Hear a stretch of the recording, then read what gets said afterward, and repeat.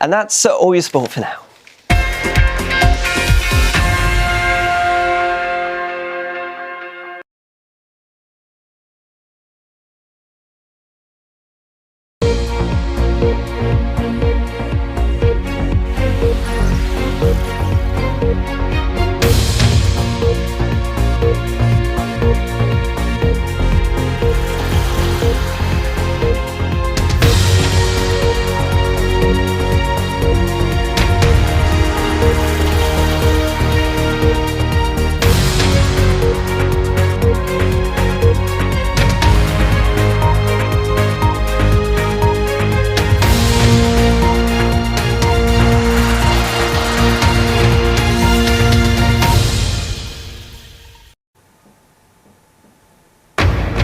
Live from London, this is BBC News.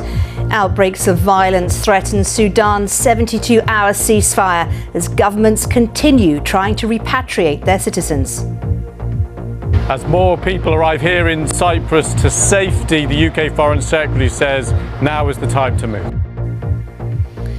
And the Spanish government issues emergency heat stroke warnings as forecasters predict the hottest ever April day.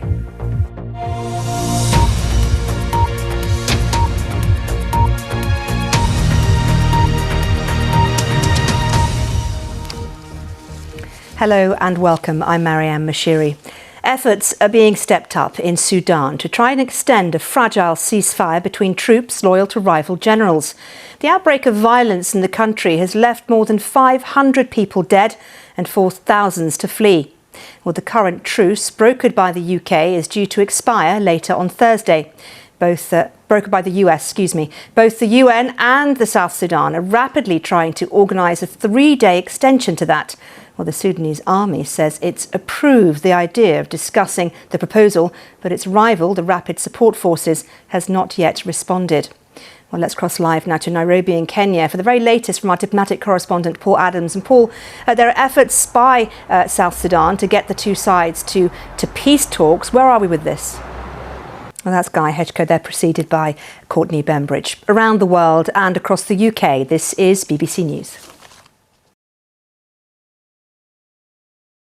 You experienced racism. Why didn't you walk away? That's a really good question. You're a politician. I'm not a politician. I don't read the polls. Yeah, I you are sit a in Judiciary politician. Committee. You are very definitely a politician. No. The very fact that there were not people who looked like you. Hold on. I'm only halfway through my answer. Is secret schooling happening across Afghanistan for girls? It does. You simply can't assume that. Actually, yes, you can. Hard Talk on BBC News.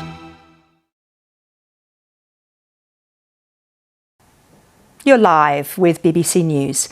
President Erdogan of Turkey has cancelled scheduled campaign appearances for its second day running after seeming to fall ill during a live TV show on Tuesday evening.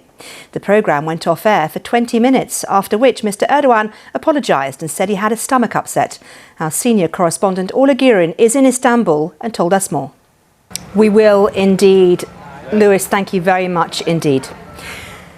Well, as always, you can get more on that story on our website. We have a really good live page with all the very latest from our correspondents, both on the ground in the region and, of course, here in the UK, analysing what we're hearing about the potential for a ceasefire extension. And, of course, as you can see, correspondent live in Cyprus, where flights from Sudan carrying UK nationals are due to land throughout the day. For now, though, don't go anywhere. Stay here with me on BBC News.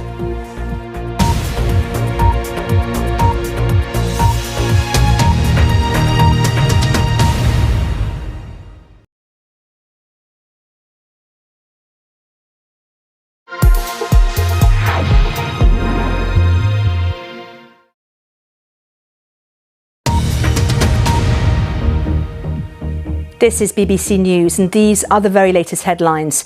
Outbreaks of violence threaten Sudan's 72-hour truce, with the UN calling for both sides to abide by the ceasefire. Neighbouring nations become hubs for foreign nationals fleeing Sudanese cities as governments try to repatriate their citizens. And the Spanish government issues emergency heat stroke warnings as forecasters predict the hottest ever April day.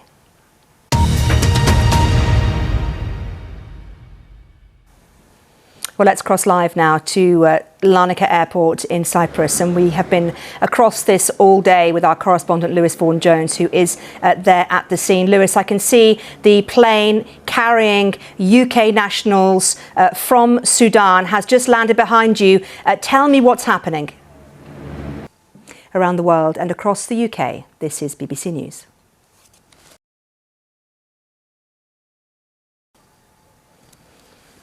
Hello and welcome back. You're watching BBC News. Now, you're live with me, Maryam Moshiri. Let's turn our attention to the UK now, because children and parents are facing more disruption as teachers in England go on strike today across the country. Members of the National Education Union want above inflation increases plus extra money to ensure any pay rises do not come from schools' existing budgets.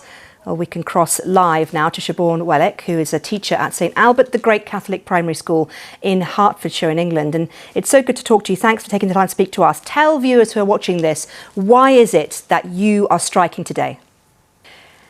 You can have more on that story, as always, on our website. In particular, you can have a look at what's happening in Sudan, because we do have a live page on Sudan with all the very latest from our correspondents. In particular, we've had some input from our correspondents, our political editor Peter Henley, who's talked about criticism of the British government from the Liberal Democrat Party. The head of the Liberal Democrats, Ed Davey, saying the British government was asleep at the wheel with regards to getting British nationals out of the country. That's our live page on our website, as always. But for now, don't go anywhere. Do stay with us here on BBC News. Plenty more to come. I'm Maryam Moshiri.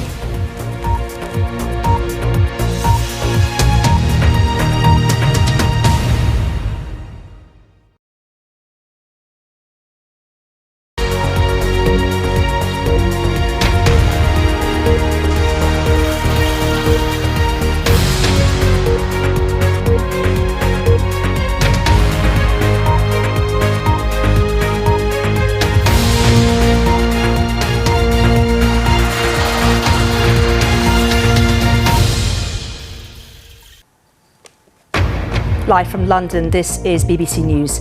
Outbreaks of violence threaten Sudan's 72-hour ceasefire as governments continue trying to repatriate their citizens. And this plane behind me, the latest military plane to bring around 150 UK nationals out to safety. And the Spanish government issues emergency heat stroke warnings as forecasters predict the hottest ever April day.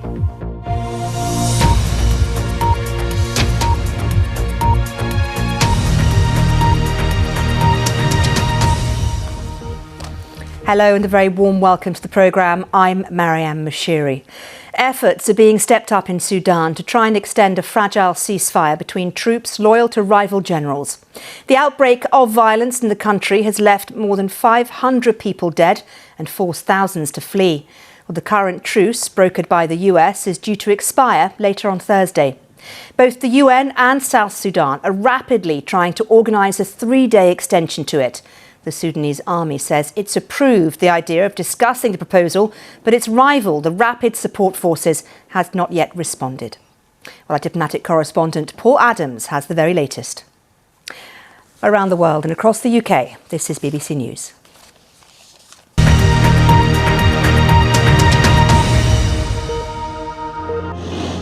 After starting on the dry ski slope in Gloucester and then moving to France with her dad to learn snowboarding on the Alps, Maisie Hill was literally flying high. Top 10 places in World Championships in recent years followed, until a terrible crash in training in Switzerland earlier this year. I broke pretty much everything. My spine, my ribs, I punctured my lung, I got a brain bleed. I broke my pelvis in two. So my pelvis was literally just open and it was the worst feeling ever. I got a grade 3 laceration in my liver, which meant that I lost over 20% of my blood. Even though I'd had everything taken away from me, it felt like it was like a good thing now. It was like I was reborn. Maisie is now living back in Cheltenham with her mum and getting back to fitness. She now aims to be back training in Switzerland in the summer before competing again in Switzerland in the autumn. You're live with BBC News. Spain could see its hottest ever April day this week. In fact, temperatures are predicted to rise as high as 40 degrees Celsius in some parts of the country, levels usually seen during the height of summer. The National Weather Service says there's potentially record-breaking temperatures would mean large parts of the country could be at risk of wildfires. Courtney Bembridge has more from our newsroom. Let me take you to the website. It is, as always, filled with all the very latest on this story. But the best bit about the website at the moment in terms of Sudan is this. It's the live page. It has all the very latest news gathering from our correspondents across the region. And there you can see it has a clip of an interview done earlier on with a doctor in Birmingham, Dr. Fathi Jamil, who's talked to the BBC about losing two of his relatives in Sudan this week. Stories like that from our correspondents on our website on the live page. But for now, don't go anywhere. I'm back in a couple of minutes. Stay with us on the BBC.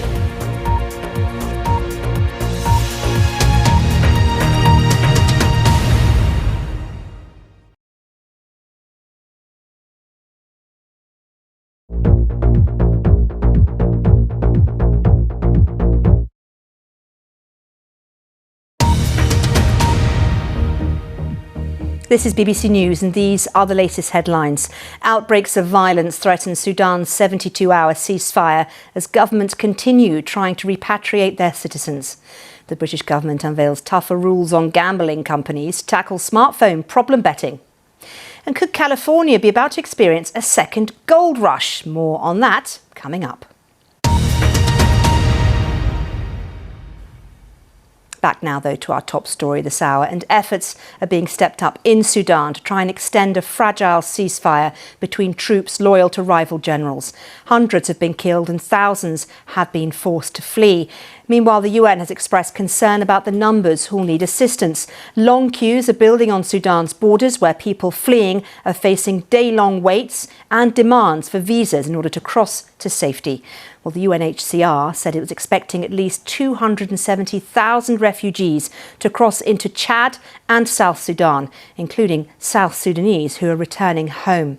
Well, Maryam is the UNHCR representative in South Sudan and is in the capital, Juba. She gave me the very latest update on the humanitarian situation there. Well, let's bring you some breaking news coming to us from Spain. And these are pictures of the scene in Madrid after somebody drove intentionally at a number of pedestrians in Madrid. You can see police there have cordoned off the area and there are cars, as you can see in the background.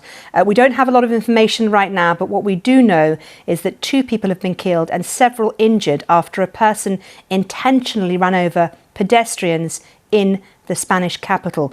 Police have, however, ruled out a terror attack. This is what we're getting from local media, and these are live pictures that we have been getting into us here on the BBC from Madrid in Spain. Around the world and across the UK, this is BBC News.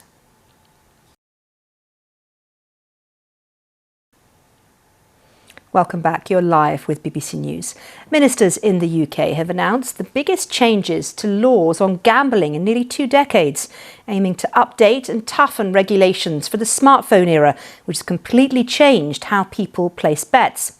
The proposals, which cover England, Scotland and Wales, include checks on gamblers who lose £1,000 in 24 hours and a consultation on new limits to stakes for the digital version of slot machines. Well, there will also be a statutory levy on companies to pay for research and treatment of gambling addiction. But there'll be no restriction on advertising and marketing. Here's our culture editor, Katie Razzle. Let's take you live now to the Houses of Parliament, and the Foreign Secretary, James Cleverly, is making a statement on what's happening in Sudan and Khartoum. Let's have a listen. However, that's the Foreign Secretary, James Cleverly, giving a statement on Sudan, talking about getting British people out of the country and also encouraging an extension to that ceasefire. Do stay with us here on the BBC. Plenty more to come from me and the team here from the London studio.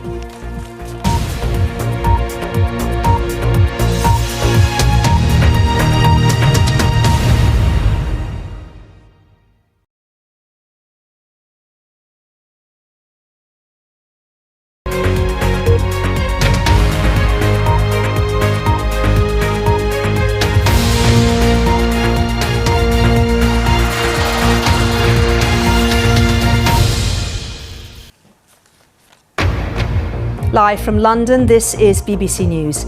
Outbreaks of violence threaten Sudan's 72-hour ceasefire as governments continue trying to repatriate their citizens. This plane behind me, the latest military plane to bring around 150 UK nationals out to safety. The British government unveils tougher rules on gambling firms.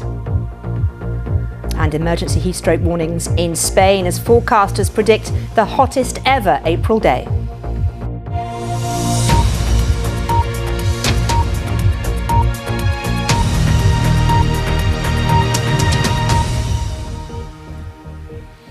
Hello and a very warm welcome to the programme. I'm Maryam Moshiri. Well, efforts are being stepped up in Sudan to try and extend a fragile ceasefire between troops loyal to rival generals, as sporadic fighting appears to be taking place in the capital Khartoum. Well, these are pictures that have come into our newsroom. We can look at them now. It's an outbreak of violence we've seen in the country, which has left more than 500 people dead and forced thousands to flee. Well, the current truce is brokered by the US and is due to expire later on Thursday. Both the UN and South Sudan are rapidly trying to organise a 3-day extension to that ceasefire.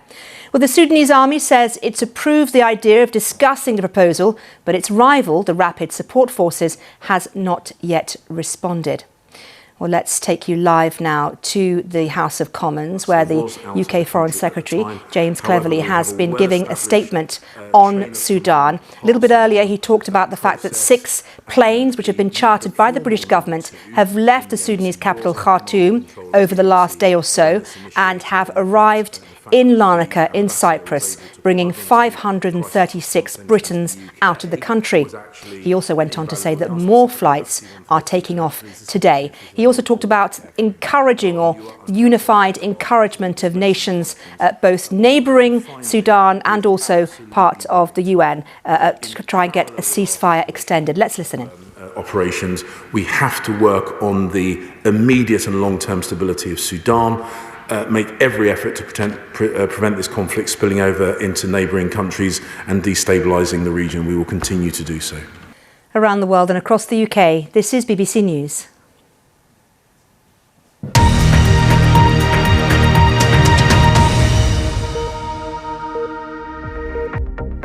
It's been described as a buzzer, or as Jeff calls it, a natty little gadget.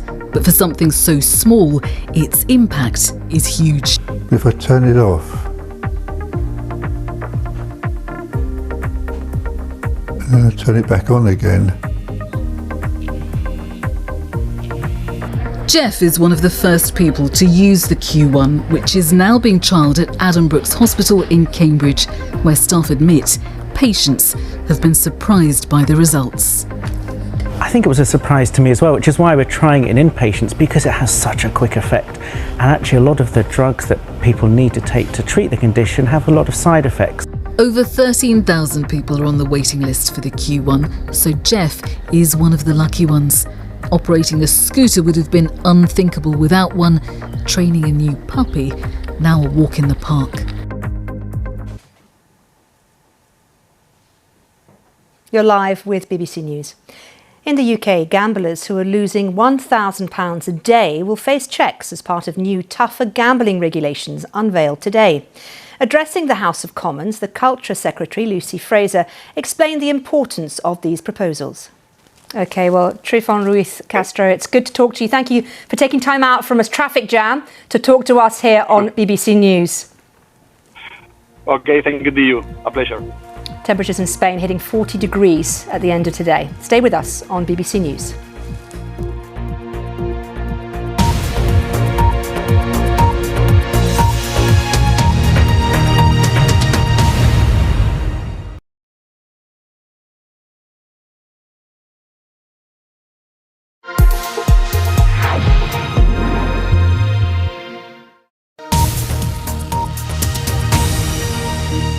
Now on BBC News, your daily briefing on business and economics from the world's financial centres.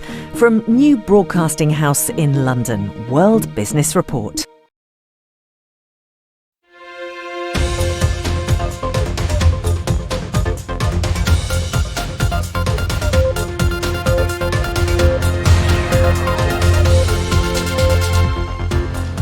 Running out of steam or just a short-term blip, the US economy grows by more slowly than expected in the first quarter, creating a new headache for the Federal Reserve.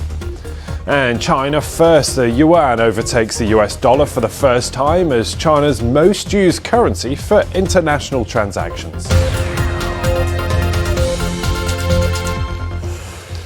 Hello, very warm welcome to the programme. I'm Ben Thompson. That is Maryam Moshiri.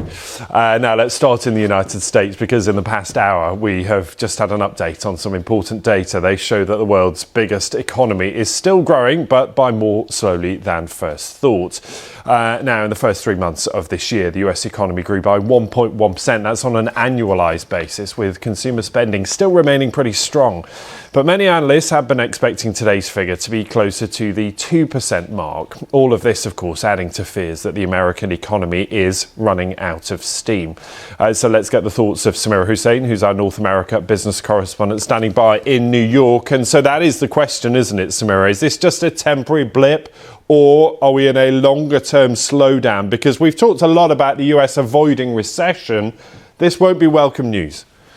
Samira, I'm sorry, I did mention it. You are absolutely right. We're just so on the same page on these things. That's why. Thank you. Samira say that live in New York. And it was consumer spending that did hold up. Let's bring you up to date quickly with some other of the day's business stories. Microsoft's president, Brad Smith, has attacked the UK after his company was blocked from buying the US gaming firm Activision, saying the EU was a better place to start a business.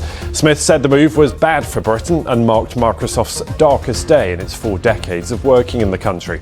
The UK regulator has hit back, saying it had to do what is best for the wider population. Singapore has doubled its tax on property purchases by foreigners to 60% in a move that the government hopes will cool the current housing boom. In recent months, Singapore's property sector has seen a price spike, partly due to heavy buying from investors who are based in mainland China. And the electronics giant Samsung says profits fell by a massive 95% in the 3 months to March compared to last year. That's its lowest quarterly profit in 14 years. It has been hit hard by a slump in demand for tech devices, triggering record losses at its computer chip division. Deutsche Bank has reported a better than expected 9% rise in profit for the first 3 months of the year. Income was higher from higher interest rates, helped to offset a fall in revenues at the investment bank. It also announced that there would be an unspecified number of job cuts as it looks to further reduce its costs. Now, let's stay in China now because the country's currency, the yuan, has overtaken the US dollar as the most used currency for China's international transactions. That's according to Reuters, and a record $550 billion worth of China's cross-border transactions in March took place in yuan, which is around $115 billion higher than in February. So what does it all mean, and will the yuan become a more commonly used currency internationally? Let's speak now to Rory Green, who is Chief China Economist at TS Lombard. Thank you for being with us, and talk to me about the significance of this moment, that it will become the most used currency for those transactions. Rory, I'm grateful for you explaining all of that. Thanks so much. Rory Green there, Chief China Economist at TS Lombard. Now, while one country that has overtaken China in population terms at least is India. The US estimates that India has become the world's most populous country with more than 1.4 billion people.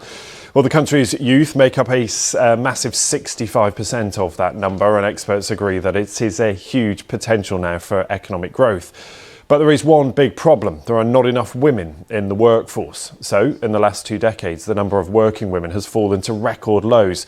But as the BBC's Arunadeh Mukherjee now reports, there are some efforts afoot to change that. Much more on all those stories on the business pages of the BBC website. You're up to date. We'll see you very soon. Bye-bye.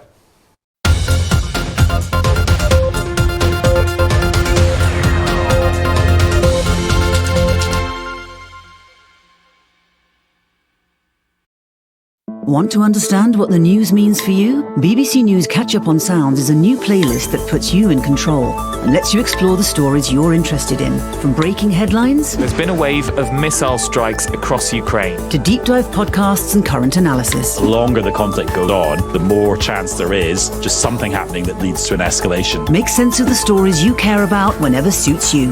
Open the BBC Sounds app, tap podcasts for News Catch Up.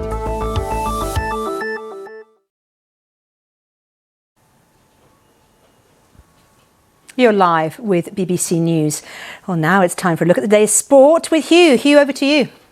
Mariam, hello to you. It has been a week in the English Premier League with something riding on almost every match, and the final night of fixtures very much the same after the title race was the feature on Wednesday. Making the top four is on the minds of three of the teams playing on Thursday. Newcastle, they're third right now. They play at Everton, who are second from bottom. And at the Tottenham Stadium, it is Spurs against fourth place Manchester United with 6 points between them.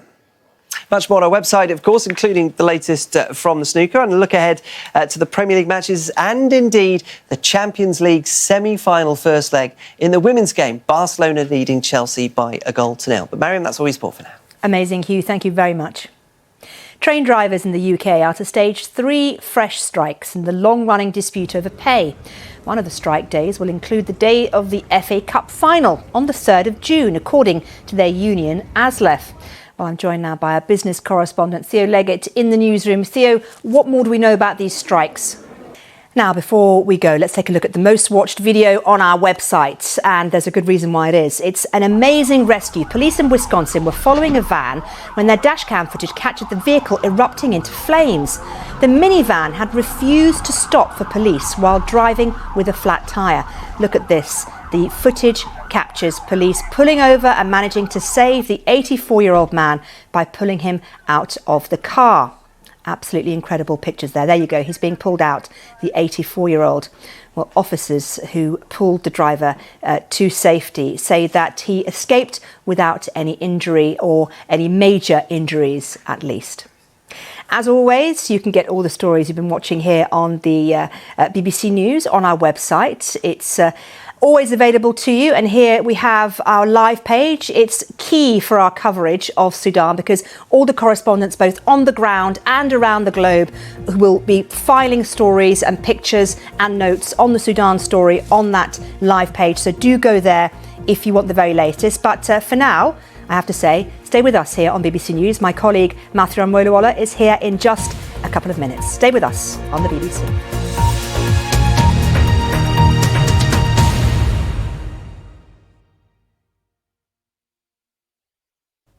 Hello there. We've had some brightness earlier on across some eastern parts of England and some sunshine in the Northern Isles, but on the whole today